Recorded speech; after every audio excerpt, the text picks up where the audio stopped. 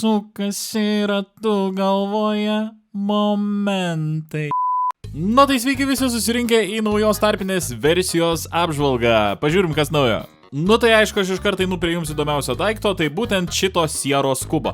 Kaip matote, jeigu kubas nėra suvalgęs jokio bloko, su ranka jį galima mušti, kol staiga jisai techniškai numiršta ir iš jo atsiranda dar du maži vaikai. Legenda byloja, kad juos pašėrus šlikštuko kamuoliuku jie staiga užauga, bet man kaip mato to padaryti dėja, bet nepavyko.